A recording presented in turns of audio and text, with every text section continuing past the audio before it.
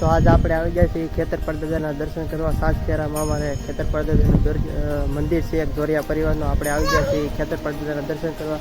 તો ચાલો તમને પણ ખેતરપાળ દાદાના દર્શન કરાવો। આ જો મંદિર છે, ખેતરપાળ દાદાનું મંદિર છે, તમે દર્શન કરી લો। આ સાસખેરા આવેલું છે ખેતરપાળ દાદાનું મંદિર। આપણે આવી ગયા છીએ આ દર્શન કરવા। તો ચાલો તમને પણ ખેતરપાળ દાદાના દર્શન કરાવો।